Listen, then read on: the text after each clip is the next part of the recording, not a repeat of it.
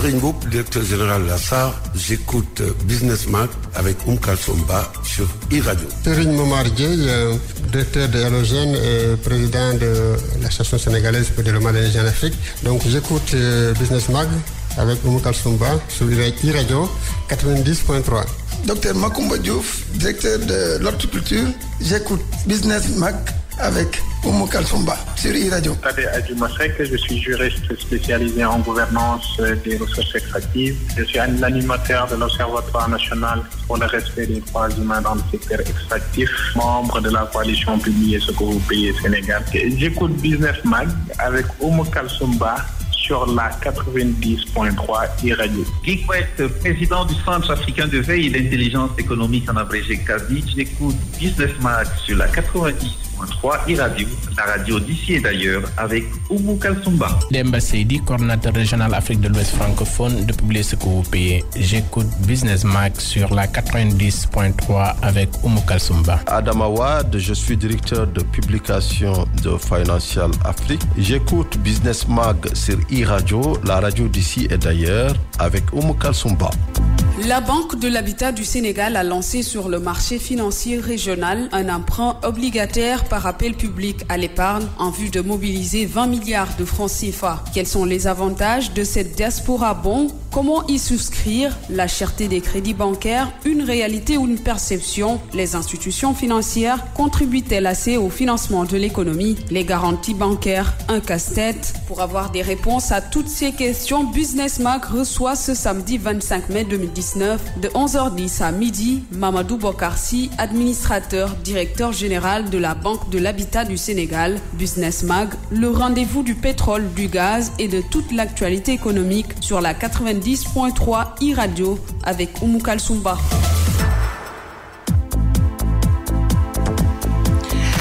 Merci d'être à l'écoute de la 90.3 e-radio. Bienvenue dans Business Mag, le rendez-vous du pétrole, du gaz et de toute l'actualité économique. Le secteur bancaire sénégalais est à des lieux, réformes et perspectives. Notre thème du jour. Pour en parler, Business Mag reçoit Mamadou Bokarsi, administrateur, directeur général de la Banque de l'Habitat du Sénégal. Monsieur Bokarsi est également président de l'Association professionnelle des banques et établissements financiers du Sénégal. Monsieur Si, merci d'avoir accepté mon invitation. Merci beaucoup. Merci voilà. de me recevoir. Merci. Nous allons démarrer avec l'actualité. La Banque de l'Habitat a lancé sur le marché financier régional un emprunt obligataire de type Diaspora Bond par appel public à l'épargne en vue de mobiliser 20 milliards de francs CFA. Je pense qu'il est important pour bien démarrer d'expliquer qu'est-ce qu'une Diaspora Bond. Je vous remercie. Je pense que si vous avez suivi un peu le lancement de cette opération, il s'agit des modalités de collecte de ressources qui sont usitées et qui malheureusement ne sont pas très en vogue dans nos pays. Il se trouve qu'au niveau du Conseil des ministres de l'UEMOA, ils ont essayé d'encourager toute forme de mobilisation de ressources, notamment de nos compatriotes de la diaspora qui sont réputés avoir de l'épargne, gérée et rapatriée souvent d'une manière assez informelle. Ce constat fait, à un moment donné, il fallait accompagner ce processus. La BRVM a initié des démarches au niveau des États et les acteurs ont été sensibilisés. Au Sénégal, on a reçu leur visite. Il se trouve qu'on a la chance, nous étant Banque de l'Habitat du Sénégal, d'avoir beaucoup de compatriotes à l'extérieur, d'être très présents à l'extérieur. Et souvent, quand ils vont à l'extérieur, leur souci, c'est de ne pas rentrer tant qu'ils n'ont pas de maison. Ce postulat nous permet, de mobiliser une bonne partie de leur épargne. Donc, on était l'institution outillés pour mener cette opération. Donc il s'agit pour nos compatriotes de placer leur épargne dans un véhicule financier rentable en attendant d'être utilisé dans un investissement productif. Tout simplement parce que quand ils mettent de l'argent dans des comptes dans les banques, souvent c'est pas rémunéré si c'est dans leur compte courant. Souvent si c'est dans un compte d'épargne, c'est rémunéré à des taux relativement bons, mais pas attractifs puisqu'ils peuvent en disposer quand ils veulent. Le fait maintenant d'investir dans du papier qui rapporte mieux, puisque mieux rémunéré, puisque sur une durée de 5 ans, celui à qui vous le confiez a le temps d'investir là-dessus, vous avez le temps, vous, de gagner en rentabilité et de préparer un investissement. C'est pour ça que nous avons lancé cette première opération ciblée pour nos compatriotes de l'extérieur, puisque ils sont souvent oubliés également dans les produits qui sont lancés au Sénégal parce qu'ils sont dans des environnements différents et souvent certains ne sont même pas bancarisés avant de partir au Sénégal. On a estimé que c'était important de leur réserver la première opération. Nous, on a un lien assez fort avec la diaspora. Je l'ai dit à certains de vos confrères. C'est le tiers de nos clients, le Sénégal de l'extérieur. Et c'est quasiment les 2 tiers de nos ressources d'épargne. On est également présent à leur côté depuis 1992 aux États-Unis avec eux, à Paris et un peu partout. Il y a des agences ou des bureaux de représentation de la BHS. Donc, on est la banque par nature des Sénégalais de l'extérieur. Cet emprunt peut être porté par n'importe quelle institution bancaire de la place. Mais on était les plus outillés. C'est pour ça qu'on a lancé l'innovation et on est parti. Parfait. Hormis nos concitoyens de la diaspora, qui d'autre peut souscrire à cette diaspora bond? La diaspora bond est ouverte et ça permet de préciser qu'on l'a appelé diaspora bond pour nos compatriotes de l'extérieur. Mais en fait, premièrement, c'est ouvert à certains résidents, mais prioritairement aux personnes de la diaspora. Mais la nouveauté qui n'apparaît pas beaucoup dans la communication, c'est que toutes les diasporas ouest-africaines peuvent souscrire. Parce que nous sommes dans une union monétaire. On parle de l'UEMOA. Ça signifie que le Togolais peut souscrire, l'Ivoirien peut souscrire, le Burkinabé peut souscrire. Donc ça me permet, sans faire du chauvinisme, de lancer un appel pour dire que nos compatriotes de la diaspora sénégalaise ne doivent pas se dire nous avons 1 mois pour souscrire, parce que l'emprunt peut être souscrit par les ressortissants de la diaspora des pays membres de l'UEMOA. Et quelles sont les démarches à suivre? Les démarches, c'est une opération réglementée. C'est une opération, pour la mener, on passe par des IGI. Les IGI, c'est des sociétés de gestion d'intermédiation qui sont régulées et autorisées, qui sont autorisées à recueillir les souscriptions et à gérer ensuite les bons durant la durée de l'emprunt. Voilà. Et dans cette opération, vous avez une nouveauté, c'est qu'on a réussi à réunir toutes les IGI de Dakar, du Sénégal au moment du lancement de l'emprunt qui était autorisé à exercer. C'est CGF Finance, Everest, Abemco, ainsi que Impaxi Sécurité. Parfait. Donc, hormis c'est clair, moi, je ne pourrais pas souscrire à cette diaspora. Mais si, vous pouvez souscrire. Les Sénégalais peuvent souscrire. Il y a un petit compartiment réservé aux compatriotes résidents. On souhaiterait...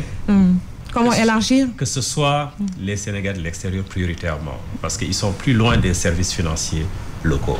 Vous êtes là, vous avez tout le temps de profiter d'autres opérations ou même de négocier certains placements directement avec les banques. Mais l'opération est ouverte également aux compatriotes résidents. On fera l'arbitrage au moment de la sursouscription, comment affecter.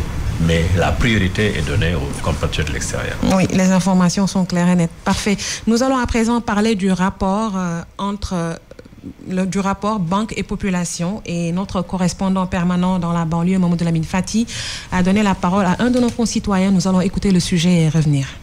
Manque de confiance, tromperie, manque de communication. Les services bancaires sont convoqués sur le banc des accusés. Awa, la quarantaine, donne son avis sur les services bancaires. Les services bancaires, je n'ai pas confiance en eux. Si nous leur confions notre argent, ils n'aménagent aucun effort pour nous donner notre argent. Nous rencontrons beaucoup de difficultés pour recevoir notre propre argent. Par exemple, si on leur confie notre argent par épargne ou par crédit ou autre chose que ça, là-bas, au service, ils vous disent, venez ce jour-ci, venez ce jour-là. Allez entrer dans l'autre bureau. Demandez celui-ci ou demandez celui-là. Vraiment, les banques là, c'est désolant. J'aime pas leur service. Par exemple, un de ces jours, je suis allé à la banque pour récupérer mon salaire. Bon, j'ai trouvé que le gap ne marchait pas. Quand je suis rentré dans le bureau des banques, ils m'ont dit d'attendre. Je suis resté presque 1h30 à attendre. Et j'avais pas assez de temps. J'ai quitté mon bureau à l'heure de mon repos jusqu'à l'heure de reprendre du service. Je suis pas encore satisfait de leur service. Ce jour-là, j'étais vraiment énervé. On ne peut pas s'en passer, mais il faut revoir ces services-là. Pour Ibrahim Mbalo, les banques font de la mauvaise communication, surtout lors des prêts et des taux d'intérêt. Primo, je pense que vraiment le système bancaire au Sénégal, pratiquement, c'est un peu pourri. Sérieusement. Côté accueil, je pense qu'il n'y a pas assez de problèmes. Mais je pense qu'il y a un problème de communication. Tout ça aussi, c'est par rapport au début. Parce que là, tu viens, on te parle de pourcentage. Parfois, bon, tu n'as pas toutes les informations nécessaires. Et parfois, ils te délivrent des informations informations, mais ils ne te donnent pas toutes les informations. Je peux dire que sur 100% des informations, là, tu n'as que 50% des informations. Donc c'est à la longue ou bien progressivement que tu vas découvrir qu'il y avait d'autres rubriques qu'ils n'avaient pas expliquées clairement.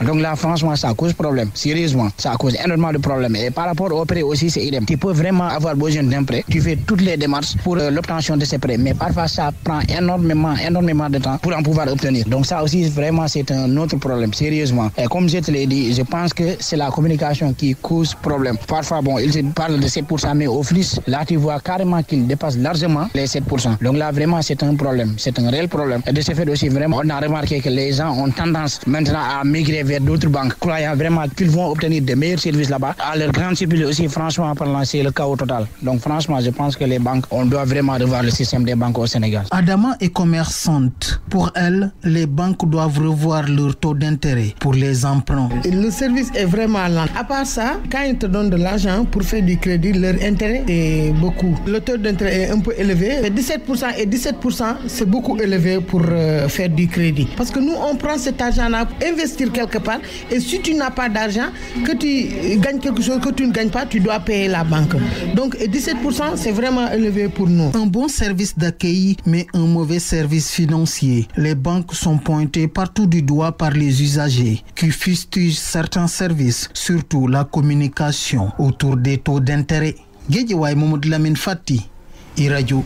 Mamadou Lamine Fati, merci infiniment. Mamadou Bokar, si vous allez prendre votre casquette de président de l'association des professionnels des établissements, vous allez enlever votre casquette de directeur de la BHS.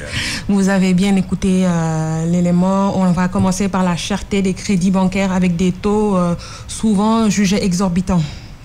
Je vous remercie. Je pense que vous me permettrez un commentaire. Oui, bien sûr. Le réquisitoire est très fort. Oui. Malheureusement, nous exerçons dans un métier où on peut être attaqué avec des détails. Nous ne pouvons pas riposter avec les détails parce que nous sommes tenus par le secret professionnel.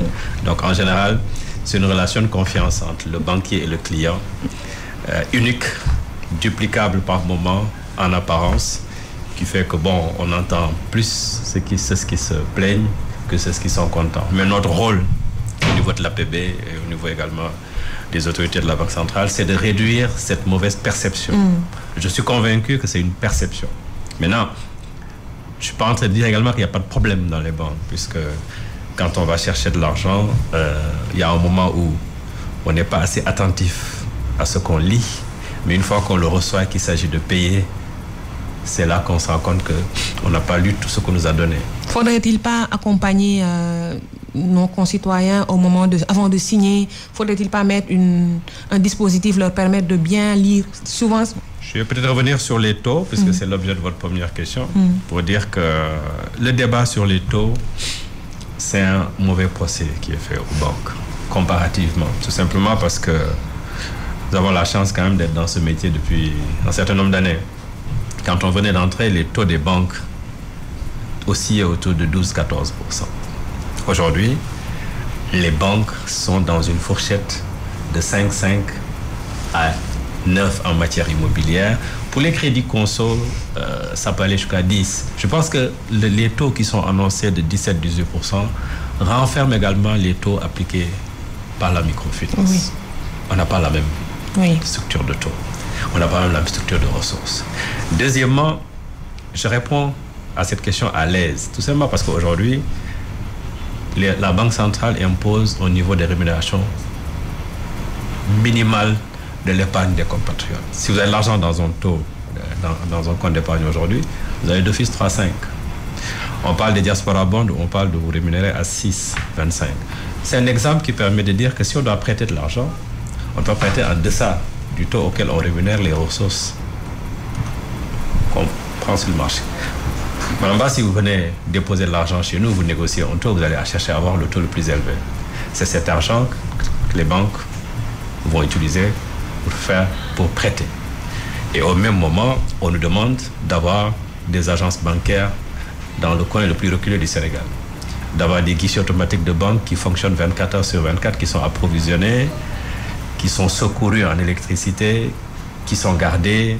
Voilà, on expose des charges sur lesquelles on peut donner le prix réel, puisque c'est de l'investissement. L'APB, aujourd'hui, a 5000 collaborateurs tournés vers la satisfaction des besoins de nos clients. On a une trentaine de banques, on a énormément d'agences. Le coût moyen de réalisation d'une agence bancaire est de 250 millions avec tout hors des investissements de sécurité qui suivent. Donc forcément, ces coûts, on ne peut pas les répercuter. Mais également, on est obligé d'assurer une pérennité des banques parce qu'on travaille avec l'épargne, l'argent de nos compatriotes. Pour dire que les taux des banques, à chaque fois que c'est possible de les baisser, nous les baissons. Nous essayons d'optimiser certaines charges, de profiter des nouvelles technologies pour alléger. Mais je trouve également que les compatriotes, pour revenir maintenant sur la partie accueil parce qu'elle est revenue, moi je considère qu'aujourd'hui les banques sont ouvertes 24 heures sur 24. Parce que tout simplement, nos clients ont tous les moyens de paiement possibles. Ils ont leur chéquier, ils ont leur carte bancaire, ils ont la possibilité de venir à la banque faire une opération.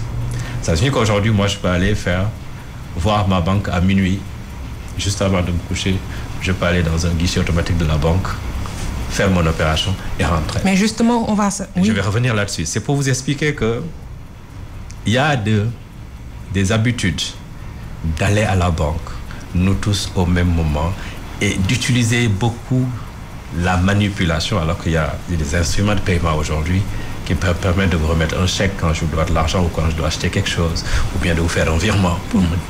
Je pense également, je le dis souvent à mes clients pour les taquiner, que venir à la banque permet de dire à son employeur « j'étais à la banque pendant toute la journée » au lieu de rester faire son travail. Mais je pense qu'on a dépassé la période où les clients passent plus de 2 heures de temps à la banque pour une opération. Mais communiquez avec vos clients. Nous communiquons là-dessus. Tout le monde n'a pas accès à cette information. Je vous inviterai à faire vous-même le tour des banques les jours de fin du mois à l'arrivée des salaires. Des fois, vous trouvez des clients en train d'attendre l'envoi des salaires par les employeurs. Ensuite, ils veulent tous passer. Ces jours, nos agents ne prennent pas leur pause déjeuner. Parfois, ils restent jusqu'à 20-22 heures pour satisfaire la clientèle. On a énormément de banques également où les gens peuvent aller faire leurs opérations. On a des horaires décalés. Aujourd'hui, vous habitez les Parcelles Assainies, vous habitez Rufisque, vous pouvez faire votre opération le samedi matin calmement.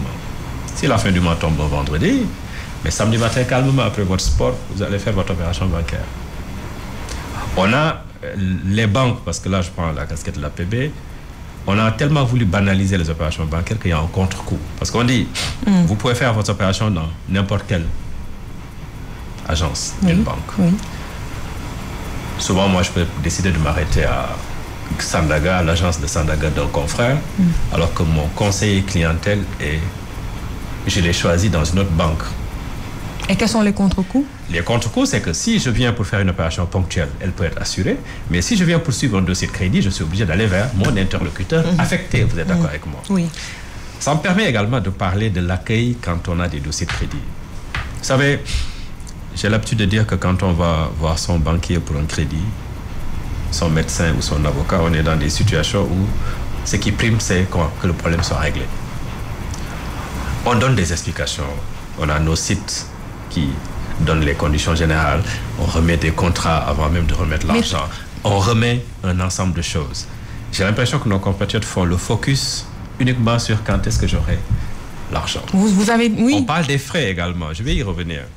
Tout est organisé. Vous savez, la Banque centrale a lancé une initiative, vous l'avez suivi, de la gratuité de certains services bancaires. Au-delà de la gratuité, il y a la limitation de certains services bancaires. Mais troisièmement, on est dans un marché concurrentiel. Nous n'allons pas nous amuser, nos banques, à laisser certains appliquer des conditions exorbitantes, là où le client a la liberté de quitter la banque X pour aller à la banque Y parce qu'il est mieux servi. Mais faites jouer la concurrence. Faites jouer la qualité des services, mais faites jouer surtout quand vous venez dans la banque à dire quel est le problème que vous voulez régler avec l'argent que vous demandez. C'est important. Parce que des fois, ils viennent prendre un crédit pour s'équiper qu'ils veulent utiliser pour construire leur logement. Ils veulent prendre un crédit pour s'équiper alors qu'ils doivent envoyer leur fils à l'étranger, pour payer une année de scolarité alors qu'ils ont pris un crédit remboursable sur 3 ans.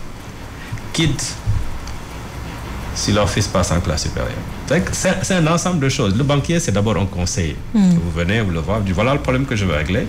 Quel est le produit que vous avez qui correspond à mon problème et qu'est-ce que vous me suggérez en fonction de mes moyens? En ce moment, si on ne joue pas notre rôle et qu'il y a un problème et qu'on n'est pas suivi, ça marche. C'est parfois, on n'est pas suivi. Et quand ça ne marche pas, avec le période médiatique, on nous tire dessus, mais on ne peut pas répondre. Oui. Moi, je ne peux pas répondre à certains clients. Quand un client identifié, disant, je suis allé faire mon opération au Gap, la carte n'a pas marché, je ne peux pas répondre parce qu'il se trouve qu'au même moment, peut-être qu'il me doit même de l'argent qu'il n'a pas remboursé. Anticiper en communiquant. Vous ne communiquez pas assez, les banquiers. Ça, c'est une réalité. Nos compatriotes sont des initiés. Ils comprennent mieux le métier de la banque aujourd'hui. Mais une communication est perfectible. Je suis d'accord avec vous. Deuxièmement, on est dans un domaine technique où c'est plus facile de communiquer dans la langue dans laquelle on écrit que dans le langage usuel de nos compatriotes. On a un niveau de bancarisation également.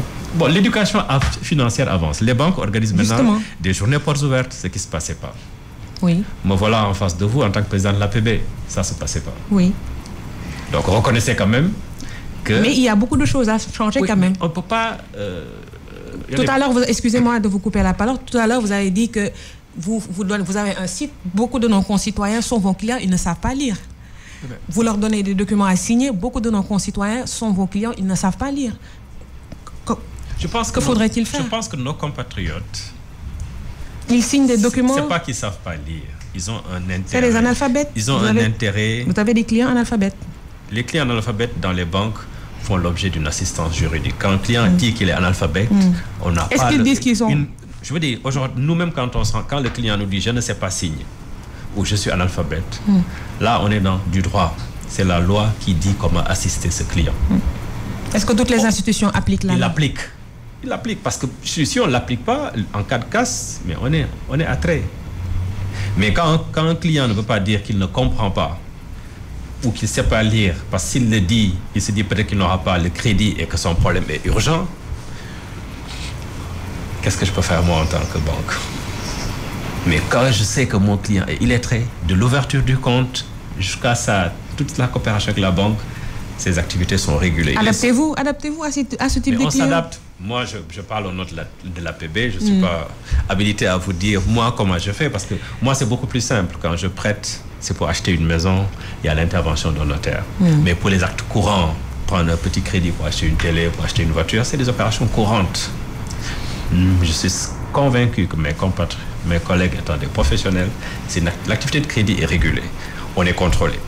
La Banque centrale est là, la commission bancaire est là, l'observatoire de la qualité des services financiers est là. Donc, il y a tout un dispositif organisationnel de conseil, de suivi, d'intermédiation, de sanctions qui est là. Sans compter que le client, c'est un citoyen qui peut se plaindre également. À la banque également, parce que dans nos services, on a des services quand même qui s'occupent d'accueillir les suggestions de la clientèle, d'accueillir les contestations de la clientèle, de contrôler les opérations de la clientèle. Dans chaque banque, l'entité qui gère les réclamations clientèle, c'est une entité indépendante des entités commerciales. Pour avoir un point de jugement, si vous écrivez pour vous plaindre, le dossier peut être instruit en interne sans que le commercial pour lequel vous vous plaignez ne soit au courant pour anticiper sur les réponses. Parce qu'on juge des choses. Et 99% des cas, c'est une mauvaise interprétation des choses. Voilà. Tout à l'heure, vous avez dit que tout le monde peut se réveiller peut-être à minuit, aller faire une opération bancaire au niveau des guichets automatiques. Mais justement, on constate des dysfonctionnements au niveau des GAP. Parlons de ces dysfonctionnements. Oui, avec plaisir. J'aime pas souvent entrer dans les détails des problèmes de GAP.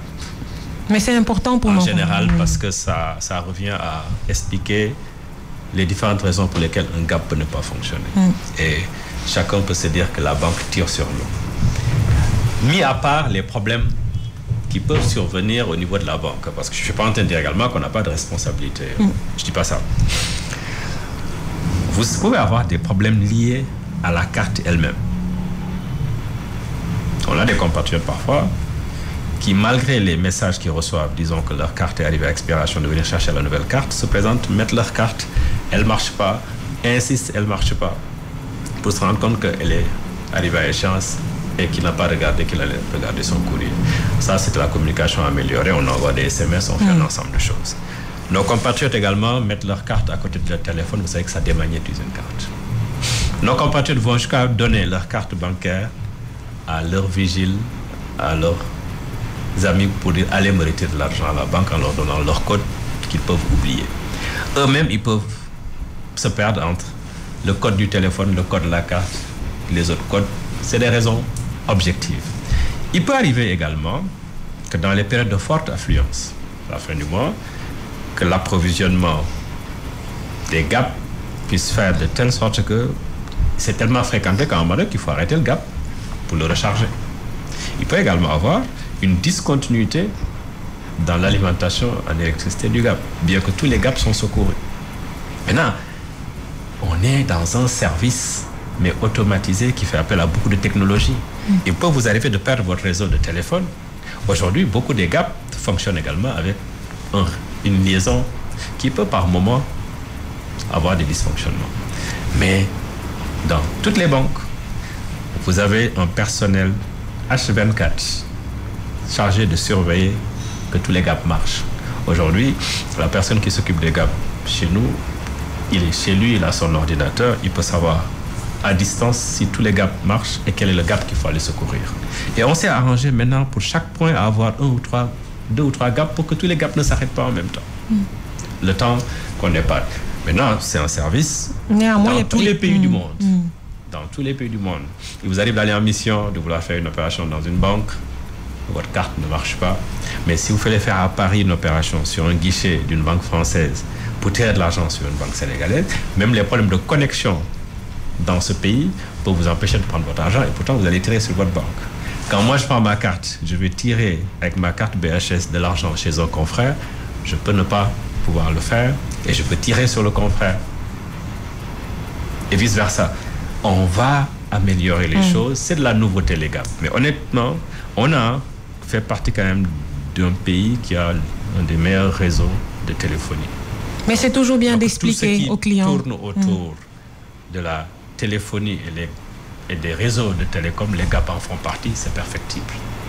Mais il se trouve que utiliser tous les moyens de paiement combinés, aujourd'hui quand même, je veux dire, les banques sont beaucoup plus présentes auprès des populations, les GAP sont beaucoup plus présentes.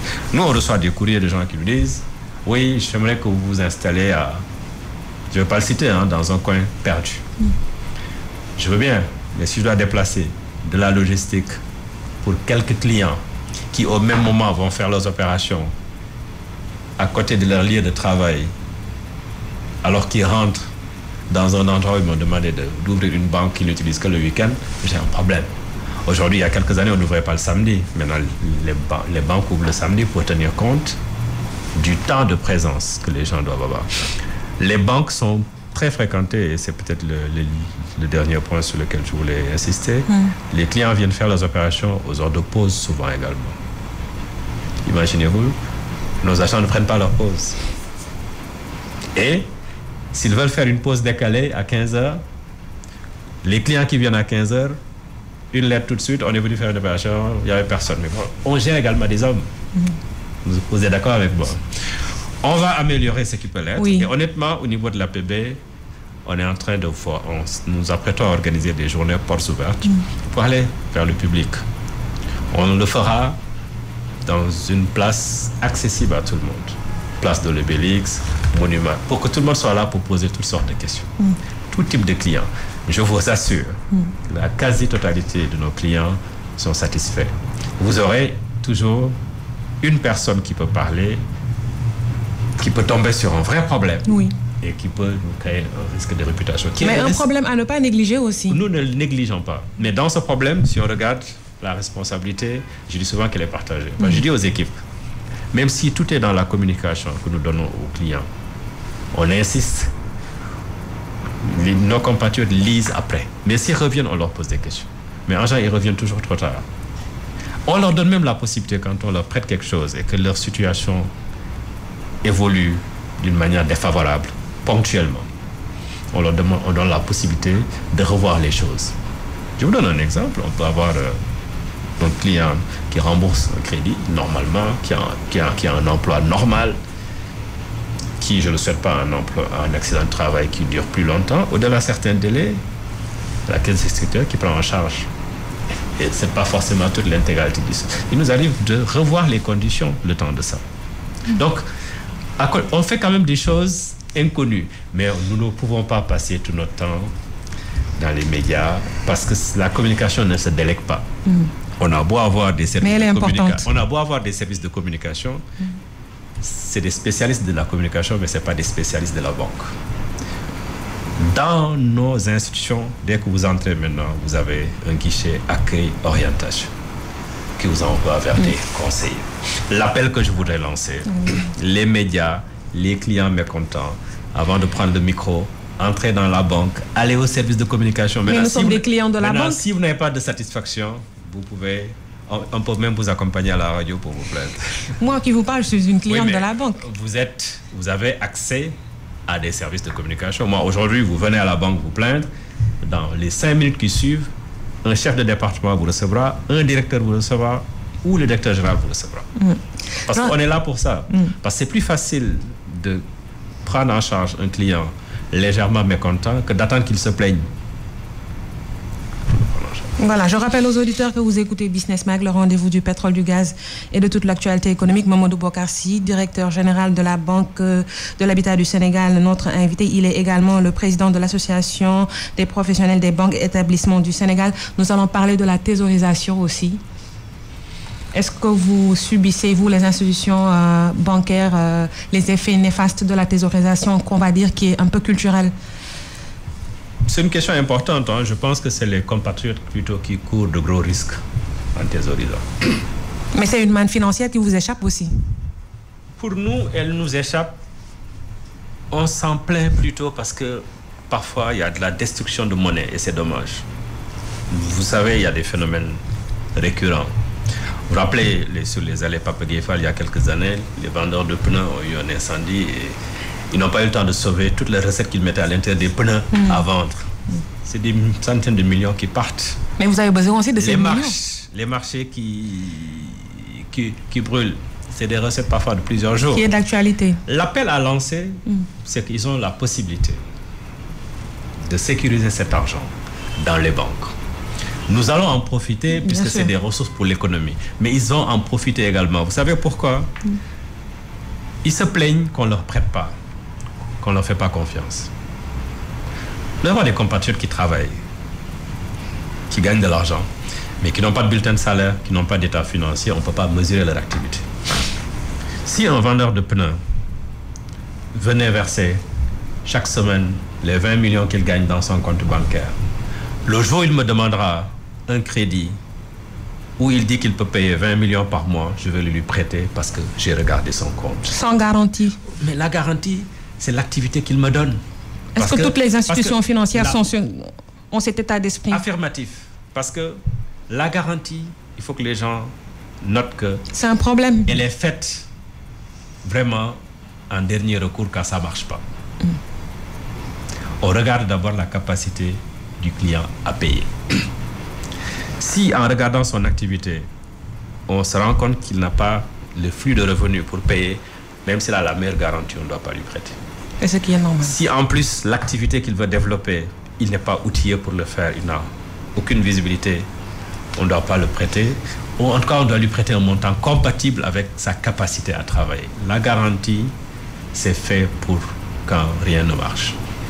Je vous donne un exemple que j'aime à donner. La Société nationale de recouvrement existe depuis des années. C'est pour liquider des garanties. Elle n'a pas encore fini de les liquider. Donc, bon, ça signifie que la garantie, elle ne fait pas le crédit. C'est un élément important. Je ne suis pas en train de la négliger. Mais le premier critère, c'est la capacité de Mme Ba à utiliser d'une manière productive ce qu'elle demande, sa capacité à avoir des revenus pour payer. Et sa qualification également pour porter ce projet si c'est un projet d'investissement. Ou à sa capacité à s'entourer.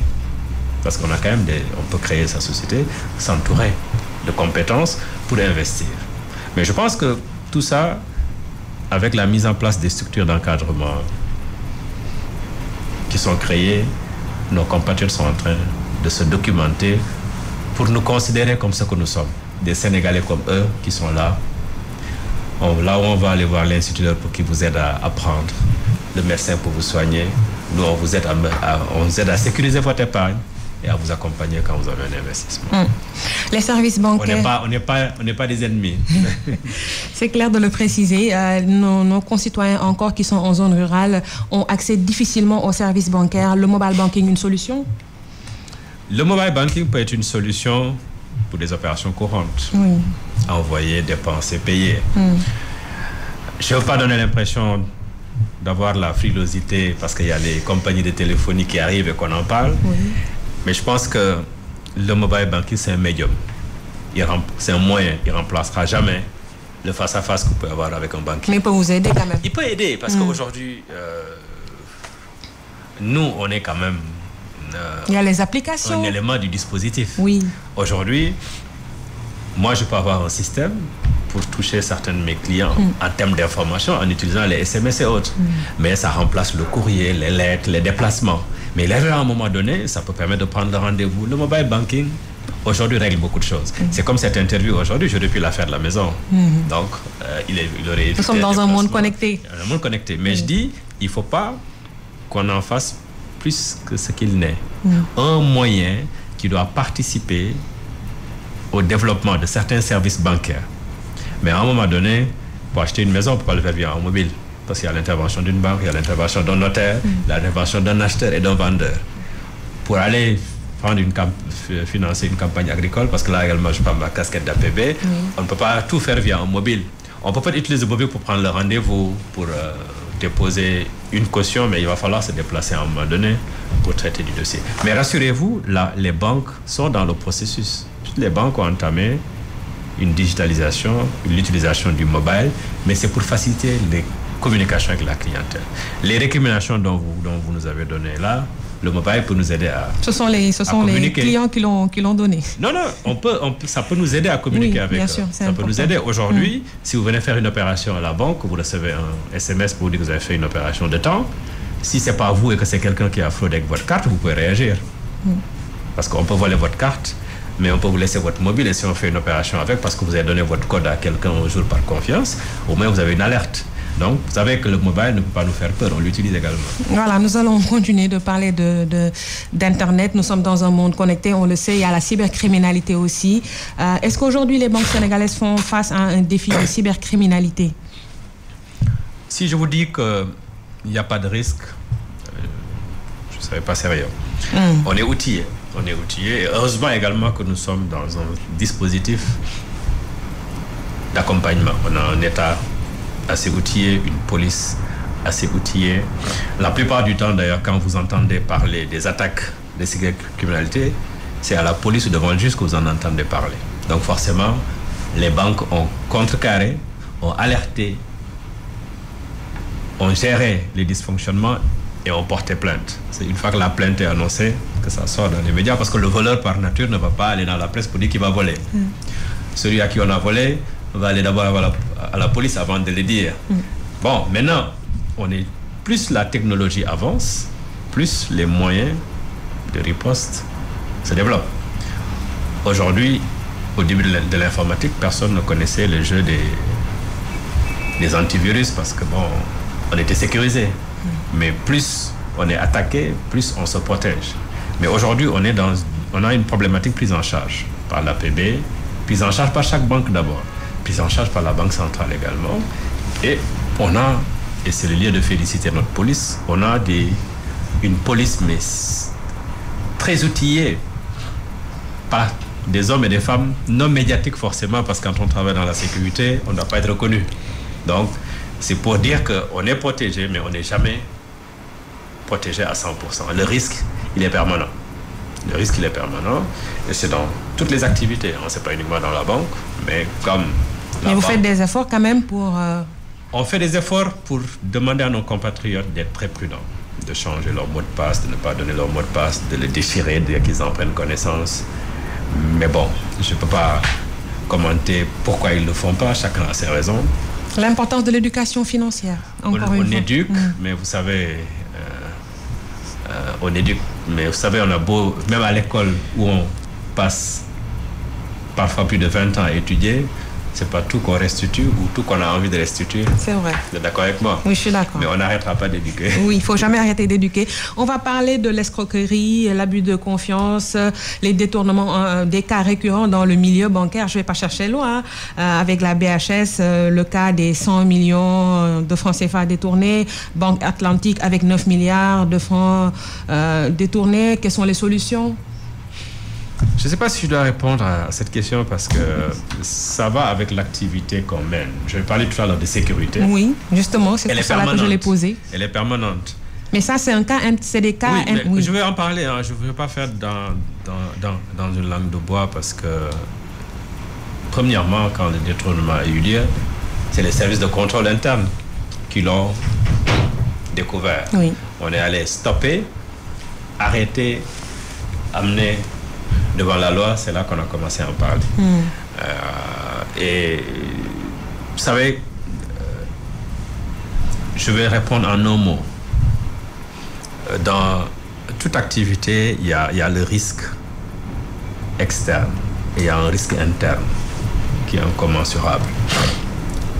Quand la faute est commise en interne par des personnes habilitées à faire les choses correctement, la riposte est venue du contrôle de premier niveau des gens capables de contrôler ce que cette personne fait. Si on n'avait pas remarqué ça, on aurait pu tirer sur la banque. Mais je dis, c'est en interne que les services ont trouvé le contrôle et ont mis en place un dispositif. Ça devient pédagogique. Ça signifie tout simplement que les comptes de la clientèle sont surveillés, mais que les gens capables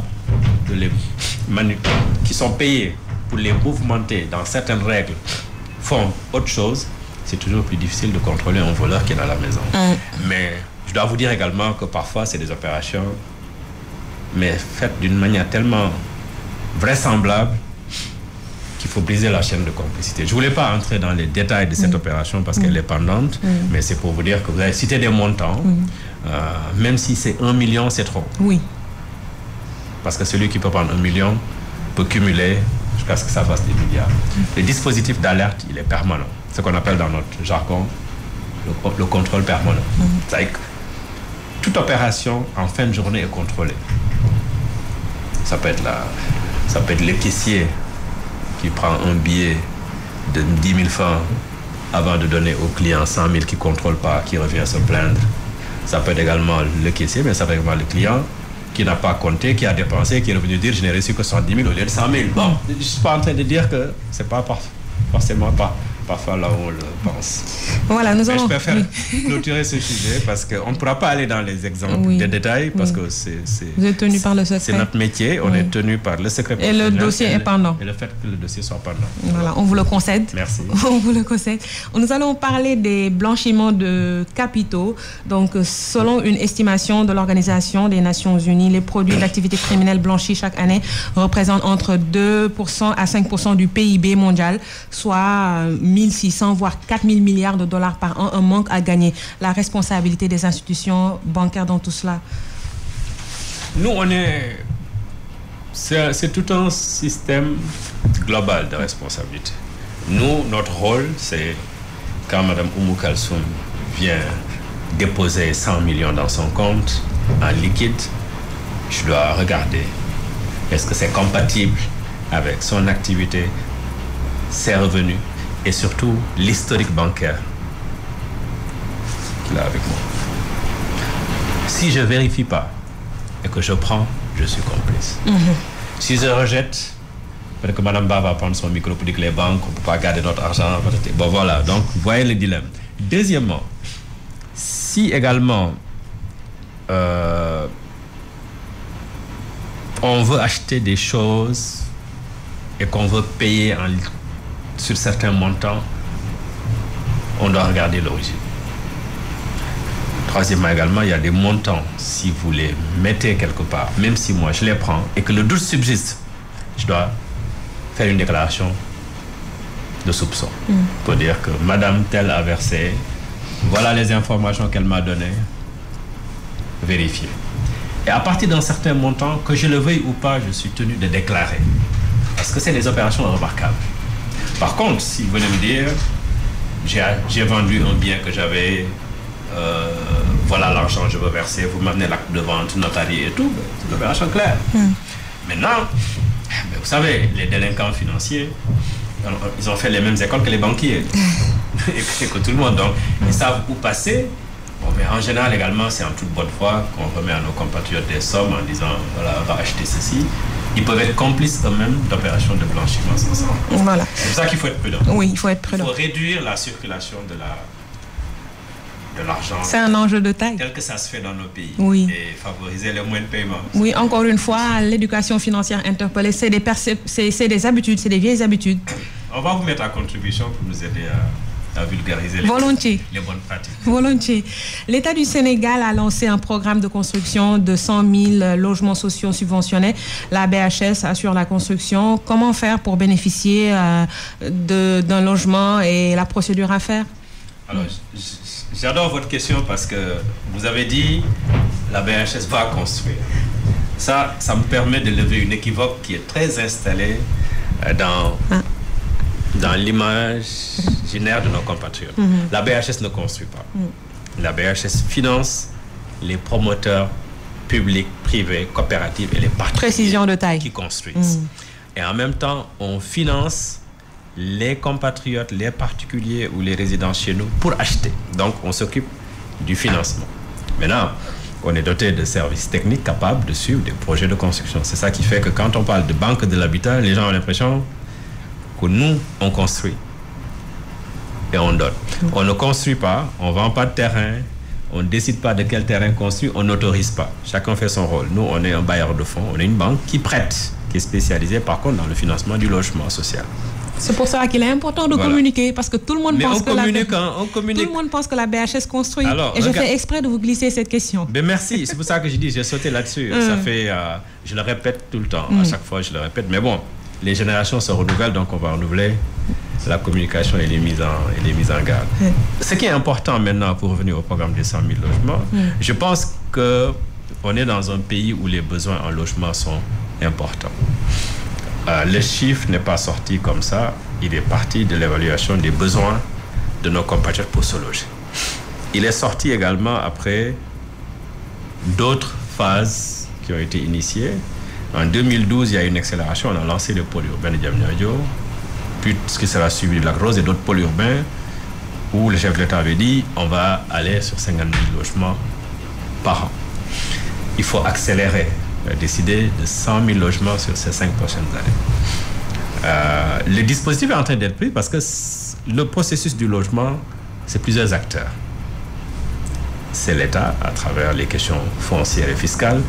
C'est les promoteurs, SICAP, HLM, pour les citer au niveau public, les privés, les coopératives d'habitat et les particuliers. Et ensuite, les banques. Je pense qu'il y a un conseil présidentiel qui est prévu pour donner les modalités. La communication a démarré, c'est une bonne chose parce qu'il faut que nos compatriotes aillent ouvrir des comptes, commencent à mettre leur épargne. On parle de subvention, c'est plutôt une contribution. On regardera la forme que ça va prendre. Quand on dit l'État va prendre en charge tant, ça peut être la valeur du terrain, ça peut être la valeur de la viabilisation, mais forcément, ils auront également à acheter, à prendre en charge une partie. Comptant s'ils ont une épargne ou à crédit. Et ce crédit, nous, c'est ce qu'on fera volontiers. Maintenant, toutes ces opérations de levée de fonds participent à financer la partie dévolue aux promoteurs. Parce que la partie dévolue aux particuliers, elle se rembourse sur une durée plus longue. Les promoteurs, par contre, construisent des logements en 12, 24, 36 mois.